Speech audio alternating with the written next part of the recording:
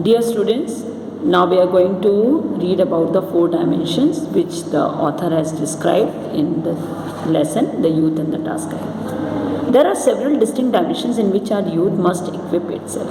The first is the physical, building a great democracy and defending it from predatory aggressors requires a young generation that is physically strong with muscles of iron and nerves of steel, and for this it must equip itself by undertaking physical training and developing physical fitness to the maximum extent possible.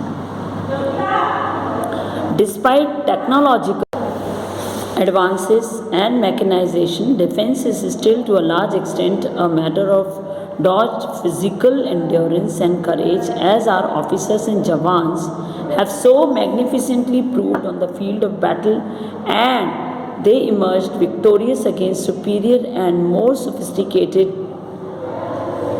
war equipment. In this context, the National Cadet Corps, the Physical Fitness Scheme, and other similar organizations play valuable role in building up the strength of our youth, and these opportunities must be fully availed of. Along with physical fitness, the qualities of discipline and teamsmanship are essential, particularly for those planning to join the proud ranks of our defense forces, because what is required is not only individual achievement but corporate progress.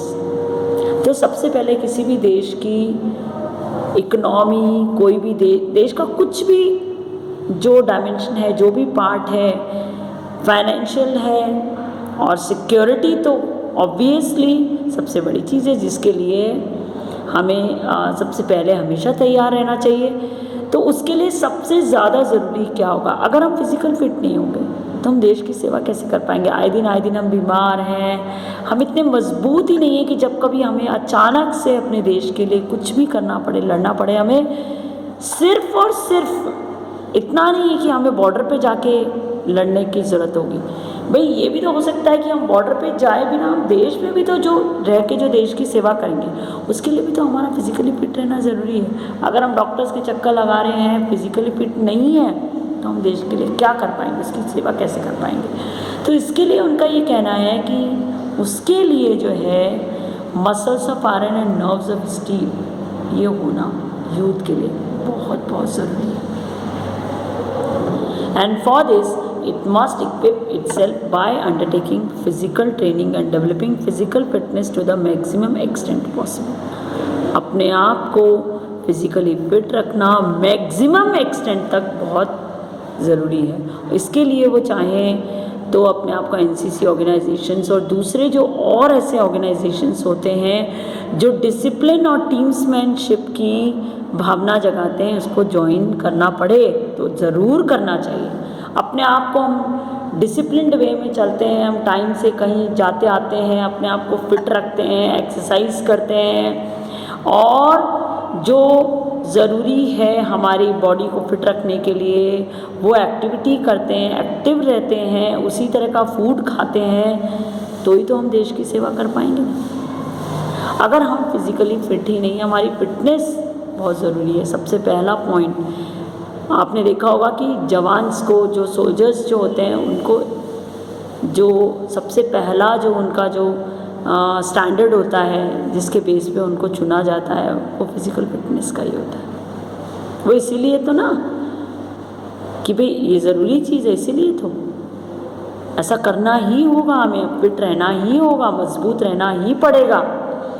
The second dimension is the intellectual. अब intellectual क्या होता है? ये बुद्धि से, ज्ञान से related है। We live in a highly competitive age of science and technology and can no longer afford the luxury of mediocrity if we are to forge ahead. अगर हमें आगे बढ़ना है तो हमें इंटेलेक्चुअली अपने आप को मजबूत रखना। इंटेलेक्चुअली मजबूत कैसे रख सकते हैं हम? अपडेट होके। अगर हम सोच रहे हैं कि हमें मोबाइल चलाना आता है, हमें कंप्यूटर चलाना आता है, हमें वो सारी सब एक्टिविटीज़ आती हैं, तो हम साइंस और टेक्नोलॉजी से जुड़ें, सिर्फ इतना ही काफ़ी नहीं है। क्या देश दुनिया में क्या चल रहा है आज, नई से नई टेक्नोलॉजी, क्योंकि हमारी लाइफ के हर फील्ड में साइंस है, टेक्नोलॉजी है। अगर हम उनसे इंट्रोड्यूस्ड ही नहीं होंगे, अगर हमें पता ही नहीं होगा, तो हम देश की प्रगति में किस तरह से हेल्प कर पाएंगे।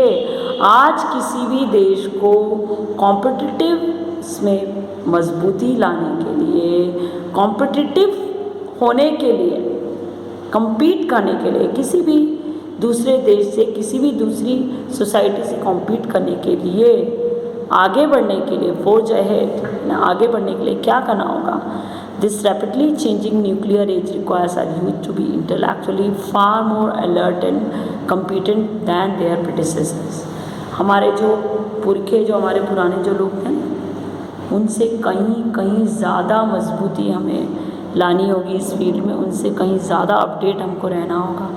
साइंस में, टेक्नोलॉजी में हम हमारे ज्ञान को बढ़ाएं, केवल मोबाइल और कंप्यूटर के ज्ञान को ही नहीं, दुनिया कहाँ से कहाँ पहुँच रही है, कहाँ जा रही है, और क्या देश दुनिया में चल रहा है, मेडिकल में, इसमें उसमें, हर चीज़ में, तभी तो हम कुछ नया कर पाएंगे, अपने देश को आगे ले जाएंगे। जो हम कहते रहते हैं made in India, make in India, वो तभी पॉसिबल हो पाएगा। And therefore every young man and women today studying in schools, colleges and universities must aim at academic ability of the highest order. In a developing nation like ours, where large numbers are still unable to acquire even primary education, those undergoing higher education constitute a privileged elite. हमें लगता है क्योंकि हमें अच्छी शिक्षा मिल रही है, हमारे पेरेंट्स हमारे लिए भरपूर कोशिश करते हैं, हमें हर तरह की कोचिंग, हर तरह के अच्छे से अच्छे स्कूल्स, टीचर्स वो हमको अवेलेबल कराने की कोशिश करते रहते हैं, लेकिन हमें ये नहीं पता आज भी हमारे देश में कितने ही ऐसे बच्चे हैं जिन्होंने प्राइमरी स्कूल्स तक का मुंह नहीं देखा है। हम तो सोचते हैं क्योंकि हमें हायर एजुकेशन मिल रही है, आज भी हायर एजुकेशन लेना, अच्छी वाली जो एजुकेशन लेना, एलीट्स यानी एक अच्छे रिच, अच्छे डिस्टिंग्विश्ड लोगों के बस की बात लगती है। ये छोटी मोटी चीज़ नहीं, क्योंकि ये डेवलपिंग कंट्री हमारी जो इंडिया है, इसमें कई लोग हैं ऐसे जिन्होंने स्कूल का मुंह तक नहीं देखा है, उन्हें पता ही नहीं है कि अच्छी एजुकेशन क्या होती है। तो इसीलिए वो क्या कहते हैं राइटर आगे, they must therefore repay their डेब्ट to society but not wasting a single moment of academic life in futile or disruptive pursuits, but strain every nerve to become able and efficient in their respective fields of study so that they can serve India with greater efficiency. हमें क्या लगता है कि हम जो कुछ भी कर रहे हैं हमारे एजुकेशन पे, हाँ बात कुछ हद तक सही भी है, लेकिन जितना हम खर्चा कर रहे हैं हमारा अपना है, हमारा ही तो पैसा, गवर्नमेंट क्या कर रही है? नहीं, इस सोसाइटी ने, इस गवर्नमेंट ने, इस देश ने जो हमको दिया है, जब हम पढ़ लिख जाते हैं, अच्छे अच्छे डॉक्टर्स, इंजीनियर्स, है ना, सीए, टेक्नीशियंस बन जाते हैं, अच्छे अच्छे टेक्नोलॉजी के उसमें फील्ड में साइंटिस्ट बन के काम करने लगते हैं, तो हम इंडिया से बाहर भाग जाते हैं क्योंकि हमें बाहर अच्छा अपॉर्चुनिटी, अच्छा पैसा मिल रहा है। तब हम भूल जाते हैं कि जिस देश ने हमको इस लायक बनाया है, जिस सोसाइटी ने हमें इतना मजबूत बनाया है, उसके लिए हम क्या कर रहे हैं, उसके प्रति भी हमें हमारे कुछ फ़र्ज़ हैं, कुछ कर्ज हमें उनके अपने देश के प्रति, अपनी सोसाइटी के प्रति भी चुकाने होते हैं। तो उस समय जब हमें मिलता है, जब हमें ऐसा मौका मिलता है, तो हमें बिल्कुल वो मौका गंवाना नहीं चाहिए, क्योंकि हम कैसे भी करके किसी न किसी रूप में अपने देश की तो सेवा कर रहे होते हैं, है ना। The third is the dimension of patriotism.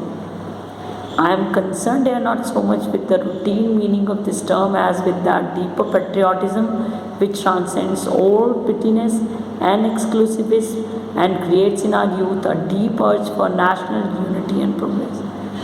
Patriotism का केवल इतना मतलब नहीं है कि 15 अगस्त 26 जनवरी पे झंडा फहरा दिया, है ना, 52 सेकेंड के लिए, मतलब 1 मिनट के लिए नेशनल एंथम के लिए हम बिल्कुल सीधे स्ट्रेट खड़े हो गए, या ऐसा कुछ हमने जब भी कोई ऐसा मौका पड़ा तो हमने भाषण दे दिए। नहीं, पेट्रियाटिज्म का असली मीनिंग क्या होता है?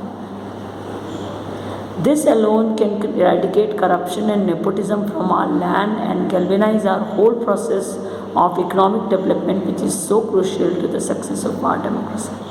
The youth of a nation is always the fountainhead of its idealism, and our young men and women must have a fully realization that it is up to them to provide a new moral impetus to India at this crucial juncture in our history as a free nation.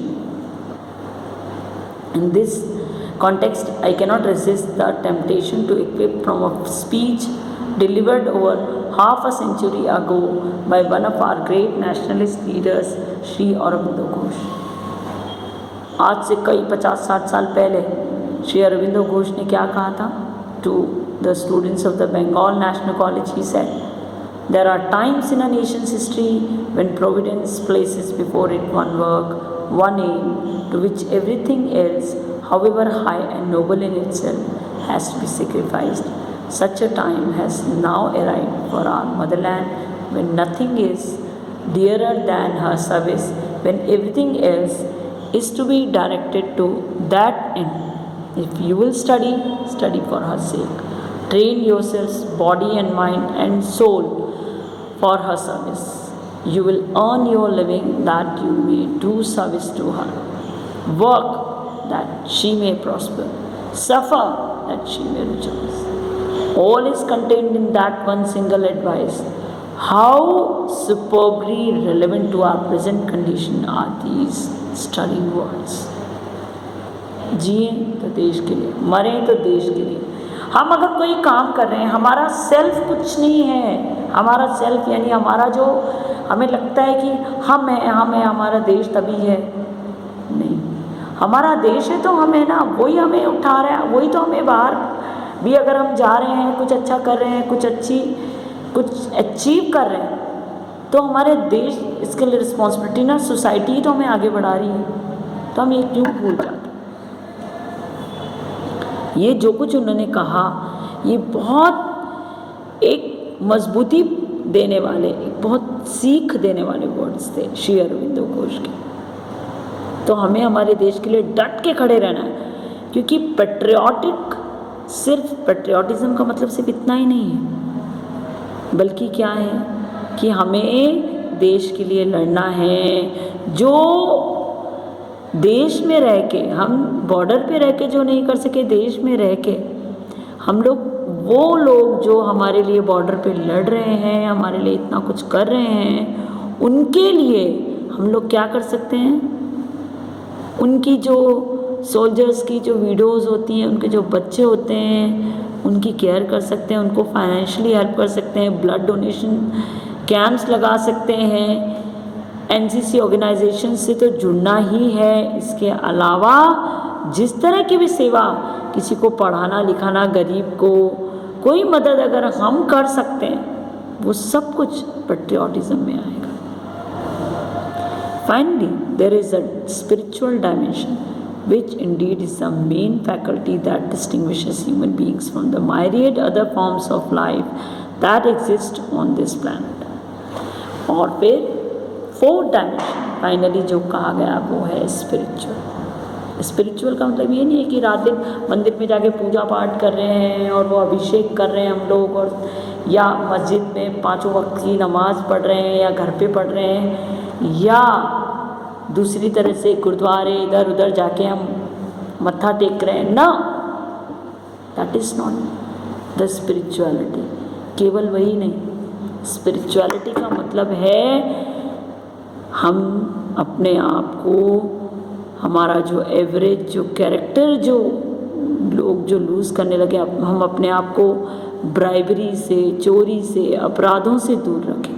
किसी भी तरह की ज़रा सी भी बेईमानी, corruption, ये जो चीज़ें हैं, इन सब से दूर रखें। हमारे कैरेक्टर को मजबूत बनाएं। कैरेक्टर मजबूत बनाने का मतलब है कि किसी भी तरह का कोई भी धोखा, कोई भी चीज़ जो हमारे देश को अफेक्ट करती हो,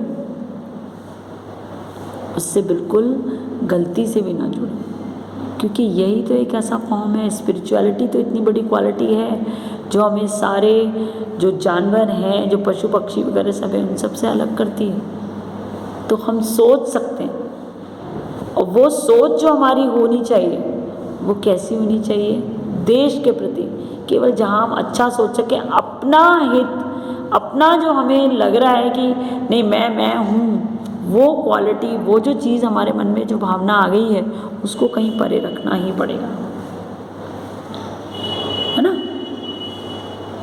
At a time of deep crisis, we must be endowed with a new spiritual fervor, leading to that fearlessness and dynamism where we can overcome all difficulties. When I speak spirituality, I am not referring merely to denominational religion, जो मैंने अभी आपको समझाया था. Howsoever inspiring what may be, ours is a nation that has from time immemorial cradled an immense variety of religions. हमारे यहाँ ढेरों religions हैं, इमेंस वैरायटी, कई लैंग्वेजेस, कल्चर्स हैं जो सब मिल के रहते हैं, प्यार से रहते हैं. तो स्पिरिचुअलिटी का केवल मतलब भगवान की, गॉड की पूजा आराधना वगैरह नहीं है, बल्कि क्या है, from time immemorial cradled an immense variety of religions, and today in free India people belonging to all faiths live together in peace and harmony. What I am referring to is that golden thread of unity which runs through all religions and from which they all ultimately derive power and sustenance. This implies the acceptance of the divinity inherent in every human being and of the noble goal of spiritual growth and realization, a concept that at once raises the dignity of the individual and cuts across all narrow barriers and distinctions.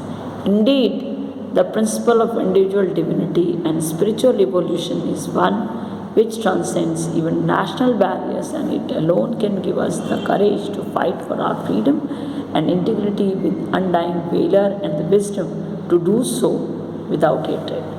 यानी spirituality का एक बहुत बड़ा meaning होता है कि हम सारे रिलीजन्स, कल्चर्स, जो भी लैंग्वेजेस, उन सब के बेस पे भेदभाव करे बिना प्यार से आपस में हार्मनी रखते हुए, पीस रखते हुए, देश में शांति से, प्रेम से, एक सौहार्द, जो सद्भावना जो होती है वो रखते हुए हम मिल के रहें. ये एक स्पिरिचुअलिटी को एक्सप्रेस करने का एक बहुत ही अच्छा, बहुत बड़ा तरीका